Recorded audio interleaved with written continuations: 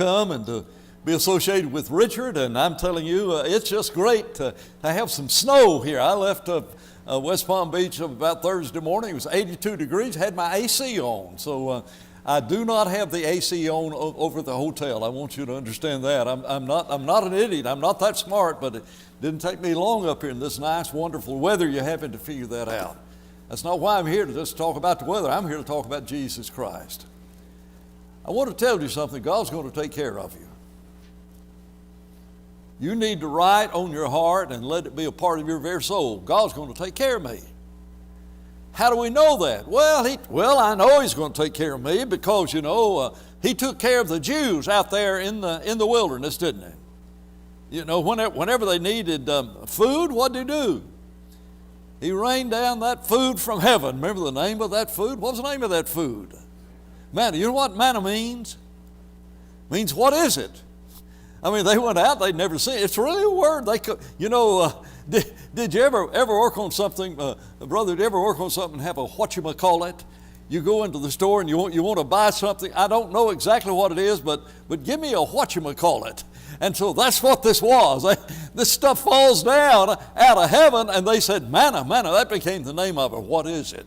Now, we know what it was like. The Bible tells you what it tastes like and what it looked like and everything. They'd never seen it, so they named it, what is it? God gave them food. Yeah, God's going to take care of me. He gave them manna. What did He do about when they needed water? Remember where that water came from? Yeah, I remember where it came from. God is going to take care of you. And didn't Jesus feed the multitudes? He fed the multitudes and everything. God is going to take care of you. But our immediate impression is, well, that was back when God was performing all of these miracles. And then since people are not being raised from the dead, anymore, then these miracles are not there, does God really take care of us? Wait a minute. Did you have biscuits this morning? I preached in a meeting in Alabama years ago. They'd been married nearly 70 years. And he said to me, she's the greatest wife on earth.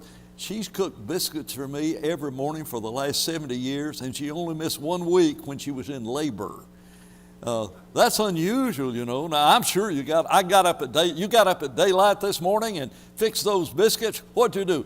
Why, you can say, well, my wife's the best biscuit maker on earth. She can whomp those cans on the side of the kitchen cabinet better than anybody I know. She's good. She's really good. She can make biscuits and everything. Wait, let me ask you this. Is there any difference, and think about this, in the source of manna and the source of those biscuits? Isn't that amazing?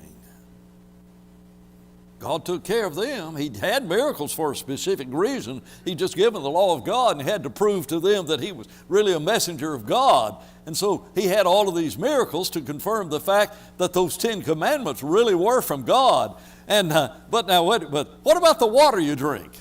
Any difference in the source of that water and the water that came out of that rock? Whenever you start thinking about that water that came out of the rock, you know how many people left the land of Egypt? It's so crazy. I've had things stuck in the back of my head that are absolutely useless. I'm probably one of the few people on earth that know there were 603,550 men of war who left the land of Egypt. I was at that Bible Lands down in Orlando. I don't know if you've seen that there. They had a display and everything. And it was rather interesting. It was sort of an interactive, had a model of the tabernacle, and it was all good. And so the guy who was teaching that said, anybody know how many people came out of the land of Egypt? Well, he asked the question. I knew the answer, so I wasn't trying to be a smart aleck. I said 603,550. When they got before they got the promised land, and they numbered them again, it was 601,770. I can't get those numbers out of my head. But whenever I said 603,550, he said, "What?" He said it was a big, large number, wasn't it? I said, "Yep, 603,550." I don't know. It's a useless number. How much water does it take for 600,000 people? How many minimum number of gallons per day that you use? You flush the toilet? That's 1 gallon right there. Isn't that amazing? You're in the wilderness. You've got all of these animals. Wait a minute. That's the men. All of them got a wife? Well, if all of them's got a wife, that's 1.2 million, isn't it?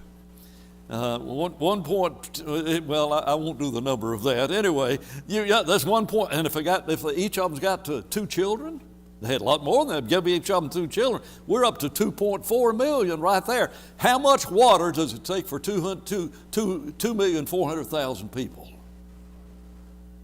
Every picture you've ever seen of the water coming out of the rock has missed it. You know, I don't know if your water comes out of the Ohio River. I'd check it if I were you. I've thought about you folks who live a little bit farther down the Ohio River after that fiasco you had up a little bit farther north and everything. But just think about how much water is used in this city. How much manna. But see, God takes care of evil men. Ever think about that? You know the Sermon on the Mount, Matthew chapter 5. You start about verse 44 and where it says, love your enemies and everything. And then it says, because your Father causes the sun to rise on the good and on the evil, and sends the rain on the good. He provides the food for them. 7 years of famine, 7 years of plenty. You know that? You know that story about 7 years of famine and 7 years of plenty? You remember who that's associated with down in the Bible? There'll be 7 years you'll have plenty of food, then there'll be 7 years famine. You know who that was? That's Joseph. The Egyptians were pagans. And God made provision through Joseph to give them food for 7 years and store it up. And when the famine came along, there was food. God takes care of evil people. And you stop and think about all of the physical blessings that they have. What if He only gave physical blessings to Christians? You ever think about if God only gave Christians? Richard, you woke up this morning, you had a new Mercedes parked in your front yard. Now, see, Richard's an imaginary character, but he just became a member of this church about a month ago, and woke up this morning, had a Mercedes out there. And where did it come? I know it was just out here. You know what happened? Next thing you know, he got a boat. 4 or 5 days later, got a boat. Then you got a pickup truck to pull that with a trailer to pull that boat around everywhere. And then you had a helicopter, and then you had an airplane. And your neighbor said, "Richard, where's all this money coming from?" And he said, "Well, nothing changed. Well, I did become a member of the Needmore Road Church of Christ about a month ago." Where's that church located? If God only sent blessings on the righteous, you know how righteous folks would be? That's not the way He does it. God takes care of evil men. You and I need to understand that. We'll come back to this point in a little bit later. But I want us to talk about the fact that God takes care of the creation that He's made. I want to read to you, and I'm not going to tell you which psalm it is, otherwise you'll be reading ahead of me. And if you'll raise your hand in a few minutes, I'll tell you which psalm it is, so you can go home and read these. But I want you to think about young David. I want you to think about him being out there taking care of those sheep. And he looks around him. And then he writes a psalm that says, God sends the springs into the valleys. They flow among the hills. They give drink to every beast of the field. Ever go hiking down a mountain trail? There's some water coming down there. It's not for you. There are animals that need that water, and it says, they give drink to every beast of the field. The wild donkeys quench their thirst. Beside them, the birds of the heavens have their homes. They sing among the branches. He waters the hills from his upper chambers. The earth is satisfied with the fruit of his works. He causes grass to grow for cattle and vegetation for the service of men, that he may bring forth food from the earth, and wine that makes glad the heart of man, oil to make his face shine, and bread which strengthens the heart of man. You drive down the highway and here's all of this pasture land. Think of all the animals that are there because some farm has put them there, but think of what America must have been like, 700 or 800 years ago.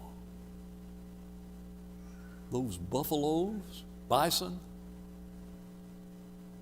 herds of 1 million buffalo stampeding at one time, making the thunderous noise. That's what it used to be like. God takes care of those bisons. And the birds are in the trees. Now, I'm sure there's a technical word for this. I don't speak technical. I speak so people can understand me. I'm not a birdologist. You understand? I'm not a birdologist, but a birdologist can identify every bird just by looking at the nest of it. I mean, you start reading about birds and where'd that nest come from? Where did that little branch, that little stem of the first branch, that nest, where'd that one come from? Who broke it off?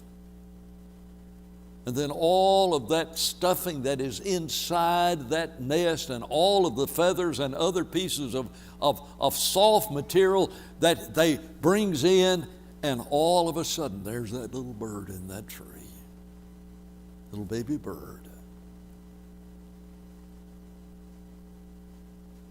Does God take care of birds? This thing continues and it begins to talk about it. The trees of the Lord are full of sap. The cedars of Lebanon, which God planted, where the birds make their nest. The storks find her home in the fir tree. The high hills are for the wild goats. The cliffs are the refuge for the rock badgers. I'm reading the New King James. Isn't that amazing? All of this mountainous area.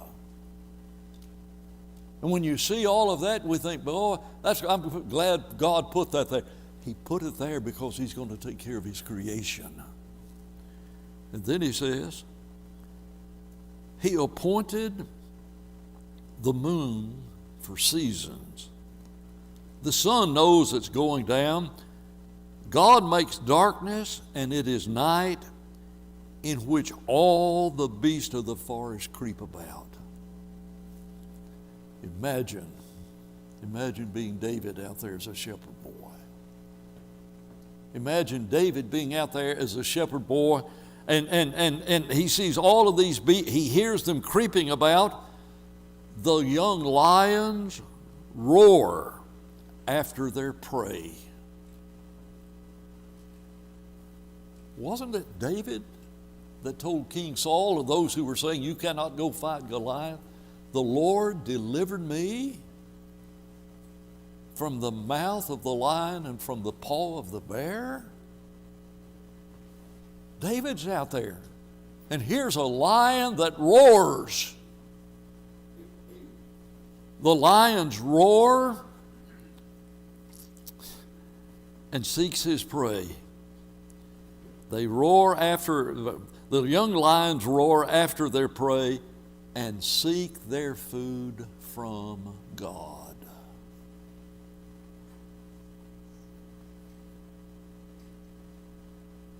We don't think about this. The roaring of that lion is a prayer to God to feed me. And I let you finish the sentence, and the melodious sound of birds singing is. Isn't that amazing? But then he says, the young lions roar after the prey and seek their food from God. When the sun rises, they gather together and they lie down in their den, and man gets up and goes to work and to labor until the evening.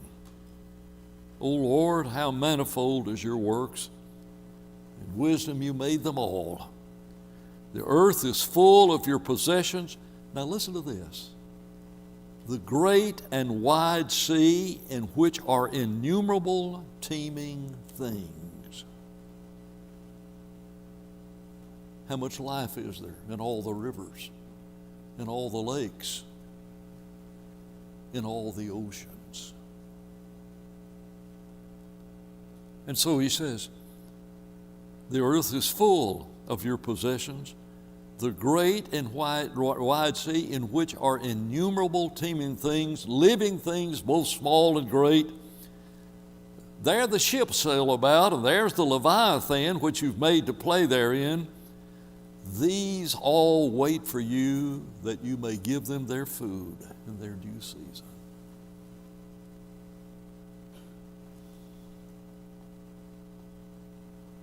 Is God concerned about his creation? Yeah, evil men, even evil men. He's concerned about his creation. But I want to focus in on the thing that Jesus focuses in on whenever he says, take no thought for the morrow, saying, what shall we eat or what shall we drink? Wherewithal shall we be clothed? Behold the fowls of the air. Look at the birds. That's a direct command from God. Look at the birds. We talk about, we have the Lord's Supper. We talk about righteousness, and we preach about this is what God says. But God says in Matthew chapter 6, look at the birds. They sow not, neither do they reap, nor gather into barns. And yet, your Father feeds them.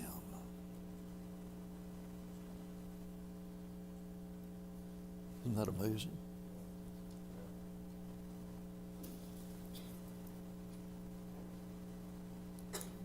The title of this sermon is, You'll Never See a Skinny Bird.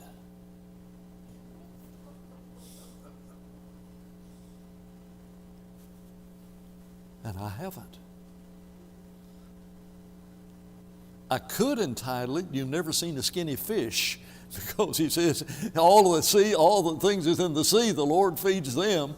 And I don't know how a skinny fish, one of those little brim or something, would look from a fat brim and a skinny brim. They're all about the same width and everything. But man, whenever you say, you've never seen a skinny bird. Somebody asked me recently, could have been on Digital Bible Study, where'd that sermon title come from?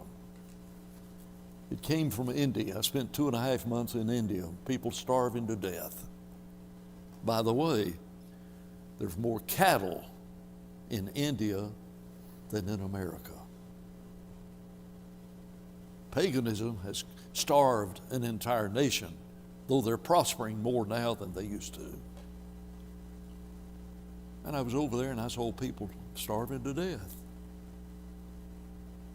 And I saw one bird. And he was fat. You ever had a pet bird? You ever had bird? Is it hard to remember to get seed for it? You know, you can buy it in a 50-gallon container, or something like that, 30 pounds of bird seed and everything. What if you were in charge of feeding all of the birds? I don't know if anybody knows how many birds there are. There are, what, 7 billion people on this earth? You know how many birds there are? You can Google it, and I don't know how anybody would come up with this number. I think they're sitting at the computer and just close their eyes, and there are 400 billion birds. How would you like to be in charge of feeding all of the birds? And every one of them is fat. Look at the birds. They sow not, neither do they reap nor gather into barns, and yet your Father feeds them. Isn't that amazing? God feeds the birds, and He does a pretty good job of it.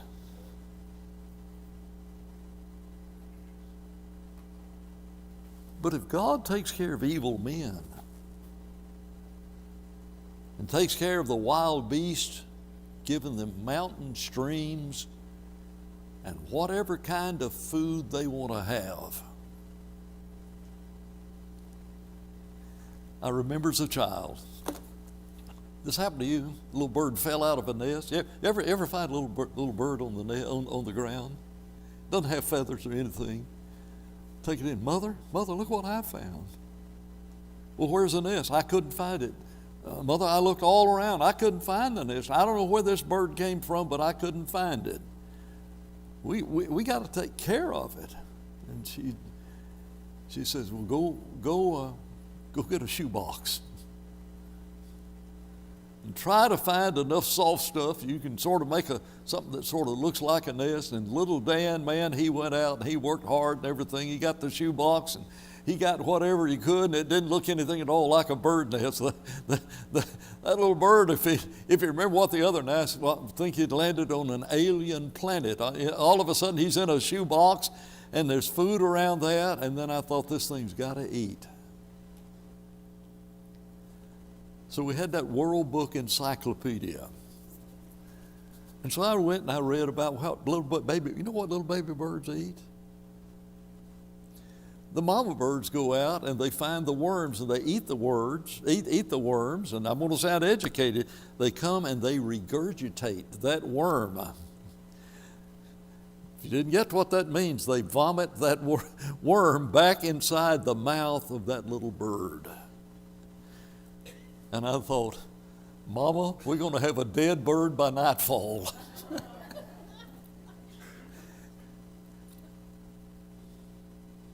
I saw a video the other day. In fact, I've saved the location of it. I've thought about just projecting it on the screen while I was talking at this point. Somebody put a camera right above an empty box where there was a little bird was going to come in and lay its eggs. You see the bird as it comes and it gets in that box, and then it starts bringing in all of these little bits and pieces and brings all of these things in and builds a nest. And then all of a sudden, after a period of time, it's just one, quick, one thing right after another. Now there are little birds in eggshells, and now there are little birds coming out of the eggshell and everything.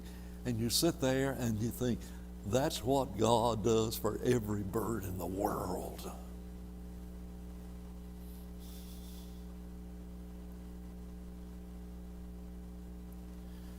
Are not 2 sparrows, Jesus says, are not 2 sparrows sold for a farthing?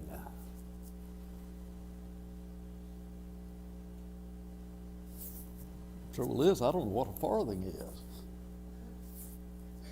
I didn't have a farthing of an idea what a farthing was, But I go to New Zealand. I spent 10 years, my early life, being a missionary primarily in New Zealand, but baptizing the first people ever baptized in Fiji and Samoa.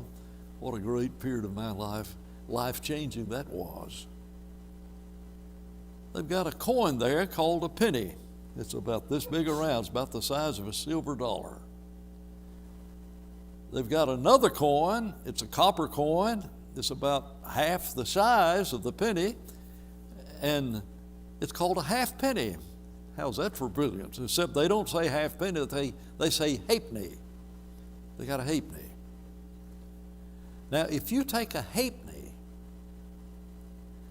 and cut it in half, you've got a farthing. In the Bible, that's a mite. No, that's 2 mites. The widow gave, she had 2 mites.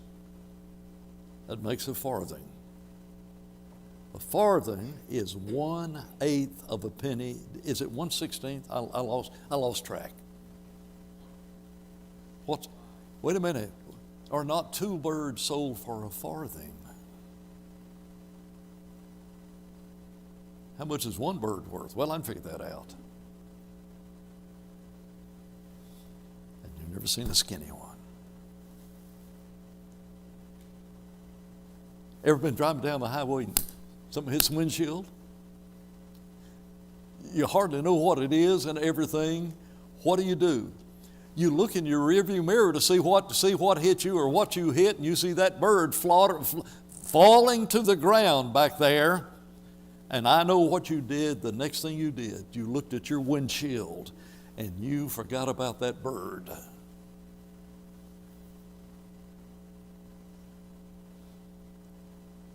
Jesus says, are not 2 birds sold for a farthing? That's in Matthew 10:25, and he says, and yet no bird, no sparrow falls to the ground without its father, without the father being aware of it. I don't want to talk too much Greek. My dad gets upset, and he's long since passed, and he died when I was 30 years of age, but he says, Dan, if you talk about the Greek all the time, you convince folks that can't go to heaven, they can't read Greek.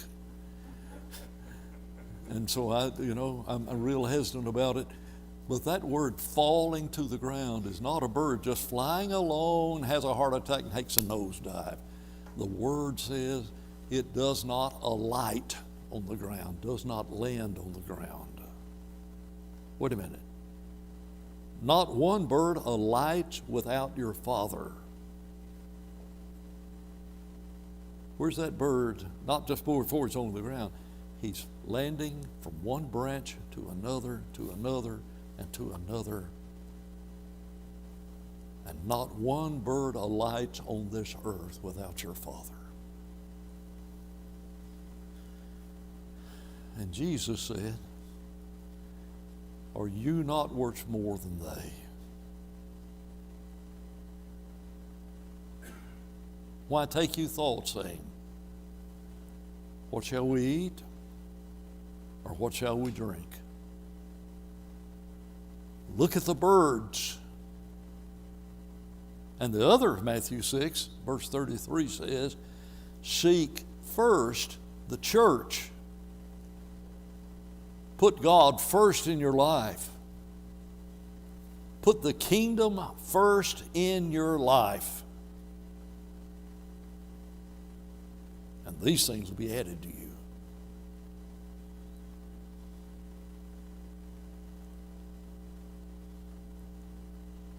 The snowstorm, I guess every bird's going to die. Can't find any food today. No. Sometimes you got extra seed left over, you take it and throw it out on a snowy day so the birds, we used to do that with breadcrumbs, You ever take old bread down to the pond where they got all the ducks and throw that? You were helping God out, okay? And he didn't need your help, but it was a great lesson for you. Won't change directions. And I want you to hear 1 Peter chapter 3, verse 10 through 12. I want to talk to you not about generic general providence where God takes care of evil men and where God takes care of the birds. But I want to talk to you about special providence that you have if you're a Christian. The eyes of the Lord are over the righteous.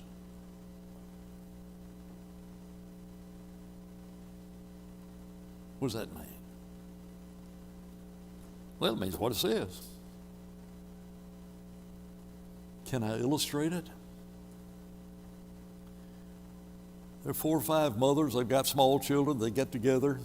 You know, they're sitting around the dining room table, perhaps, maybe having coffee, you know, in the living room. Children in another room, or perhaps outside during the summertime, and the windows are open. And all of a sudden, one of those little children starts crying. Every mother in that room's aware of it. But there's one mother who jumps up and runs out to her child. Her child is hurting.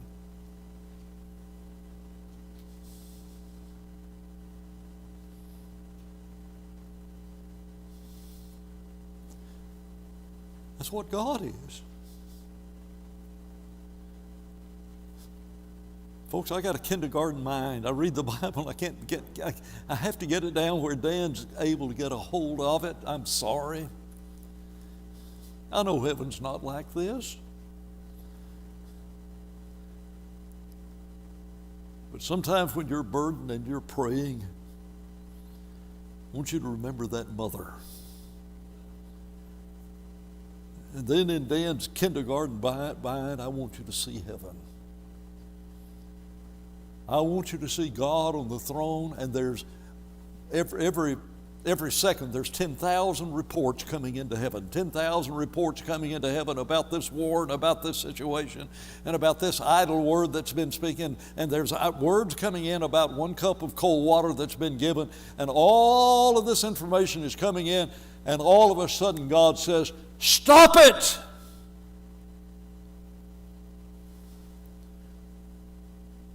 My child